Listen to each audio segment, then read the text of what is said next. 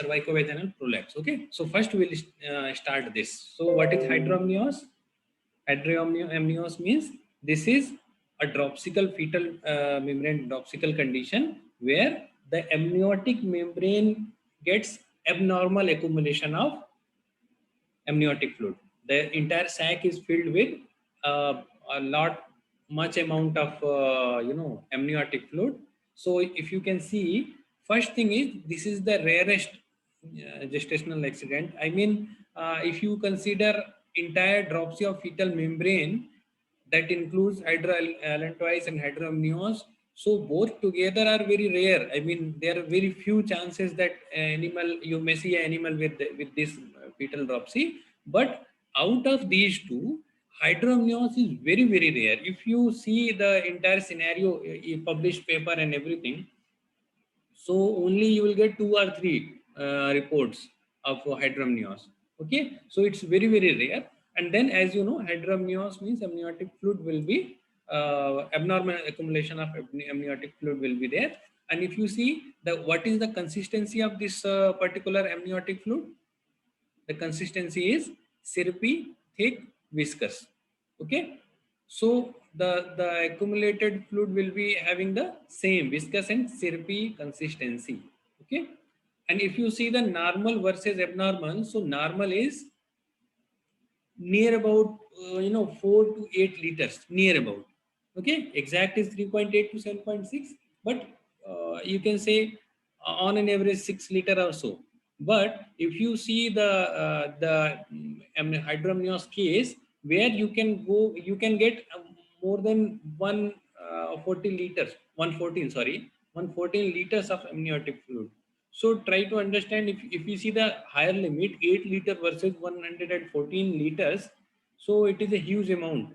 Okay, so that's how the large amount of amniotic fluids get accumulated in the cavity. Okay, so because the accumulation is there in the first layer, the shape of the abdomen will be pear shape. Okay, so this is a typical appearance of hydroamnios. Okay, so now what I want to suggest you all, that you had learned this hydroallantois. Now you are learning hydroamnios. So try to compare these two. Then only you will get a very clear picture. Okay. So if you remember this, what was the shape of abdomen shape of this in case of hydroallantois? Anyone remember? Okay. It's very hard to remember things, especially these educational things, no? So blotted bullfrog-like appearance, I guess, if somebody remember. Anyhow, so that's why I say if you compare these two things, it will be very easy to understand the pathology and to understand the clinical sign and everything related to this condition. Okay, so try to remember this as well. So in case of hydroamnios, you will be getting pear-shaped abdomen. Okay, and one another very striking feature, very striking feature is that you will always you will see a malformed, congenitally malformed or monster. You can't say monster because monster will be something different, but malformed fetus you will see. Okay, in every hydroamnios you will see congenitally malformed fetus, means fetus will not be normal, whereas in case of allantois the fetus may be normal. Okay, there are reports, even I too reported certain cases in which the fetus was of course dead, but it was normal. Okay, and then thing is that underdeveloped is different and malformed is different. In case of hydrolentis, the fetus may be underdeveloped, but it will not be malformed. You will see the picture and you will understand what is the actually congenitally malformed fetus. So try to remember this point. This is very important one. Okay, and if you see, as I discussed earlier, hydroamnios contributes only 5%. Okay, so 88% is the percentage of hydroallantois. 5% is the total percent of total share of hydroamnios. Okay, so of course here the spelling mistake is there, right? Try to correct it in your notes. Here it is hydramnios. Okay, so hydramnios accounts only 5% of total dropsical cases. 88% is the share of hydroallantois, and rest, you see, 5 to 7% is the share of both. Sometimes you will see both condition occurring in the same fetus. I mean, there will be very high accumulation of amniotic fluid as well as allantoic fluid. So you can see the both the conditions at a time. Several reports are there. Okay. Now, what is the etiopathology? As we read in hydroallantois, the same you will be discussing here as well. So the amniotic fluid, if you see, it is secreted by fetal salivary gland, okay, skin, and several associated structures. Okay, so in during the mid gestation, the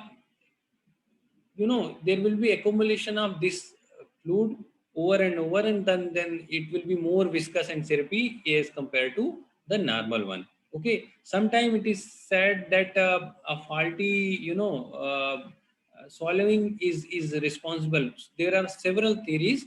Sometime it is said that faulty swallowing is the major responsible factor because it is a product of salivary gland. Okay, actually, the watery fluid, a part of this total fluid, the watery part of the fluid is swallowed into the bronchi and then absorbed through the fetal intestine.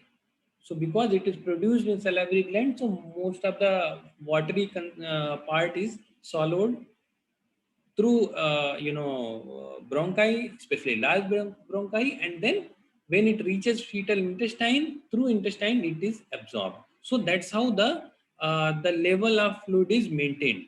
Now, if the swallowing or deglutition is not proper, or if renal function is not proper, the kidney is not working, so the both things simultaneously or one by one can lead to uh, over accumulated amniotic fluid in amniotic sac. Okay, and it is very slow, very slow process. So that's how you won't see the sudden appearance of hydramnios. Okay, several scientists worked and they said that there are recessive autosomal defects responsible for this hydramnios. Several theories are there. As I told you, that case reports are very scanty, very less. So we cannot come to a conclusion that what actually causes the hydramnios. But these theories prevails. Okay, so we'll see clinical presentation. So first is slow onset. As you understand that the hydrolantois, it was very rapid. Okay, now in case of hydramnios, the gestation period may be prolonged. Okay, so owner may say that it is a cow is having more than 9 months of gestation.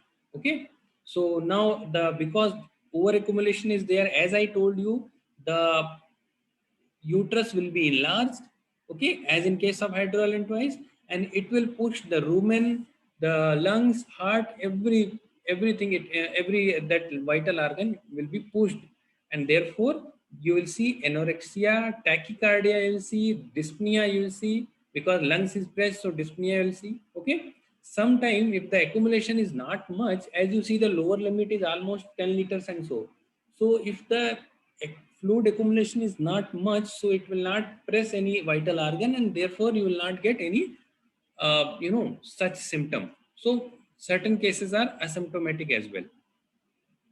Okay, now how will diagnose it? So what is the diagnosis? So history and clinical sign means slow appearance, pear shaped abdomen. Okay, sometime it will be over gestation. All these things will add to your diagnosis.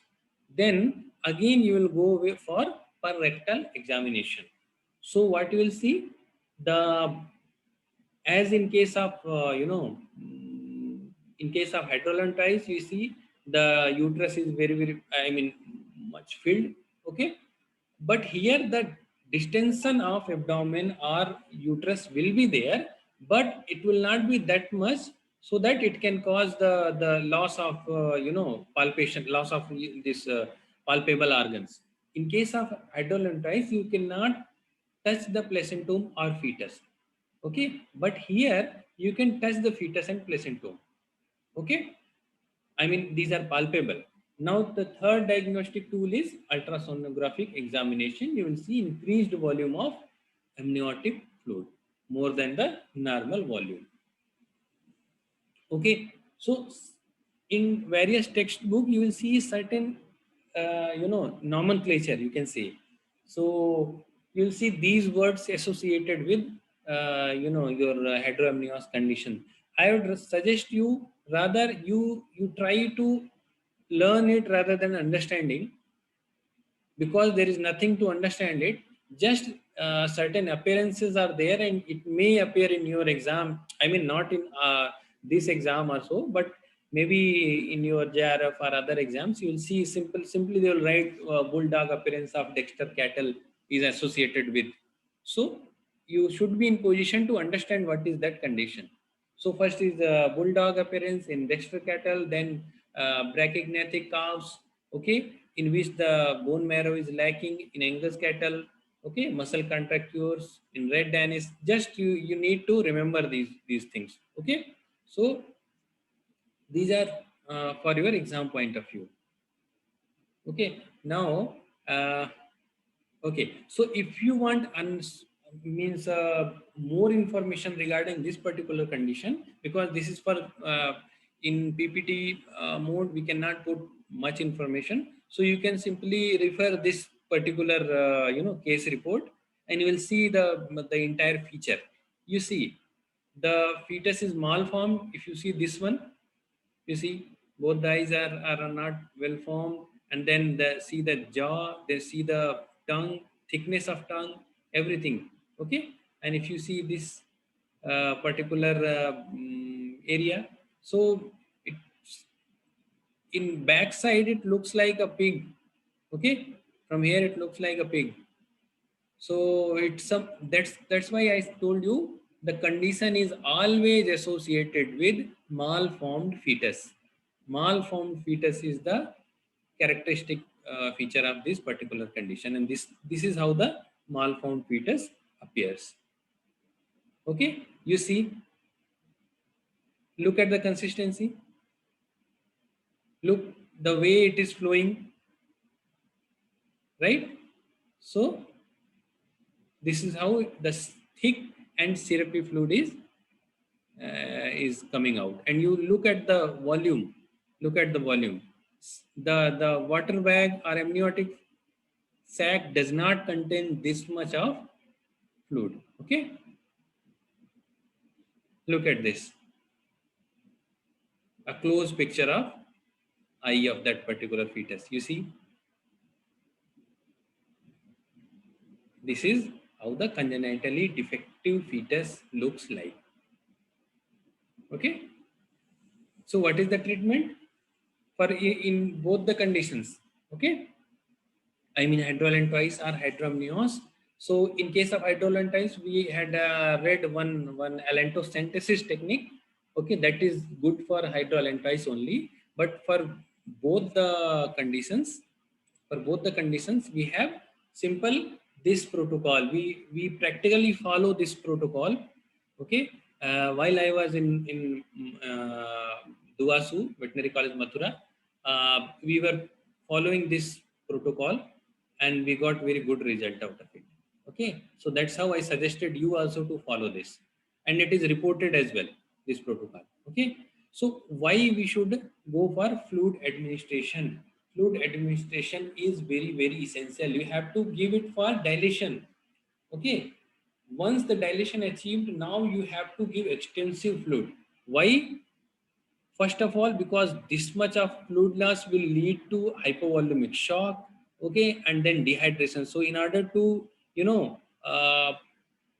protect the animal from these ailments, we have to give extensive fluid administration, okay.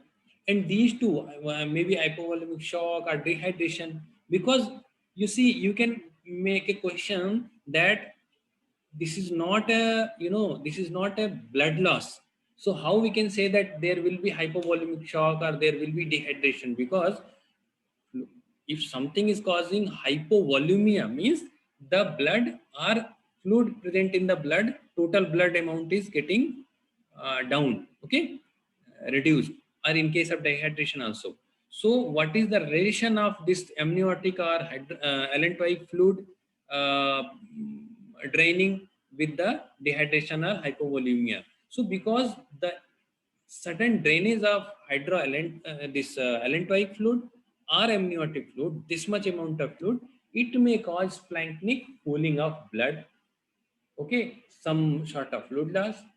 So that's how the hypovolemia and dehydration may occur. So in order to avoid that, we have to go for extensive fluid therapy, right? So this is how we completed this very chapter, okay? So we'll take 5-minute break. Again, I'll start the next chapter, right?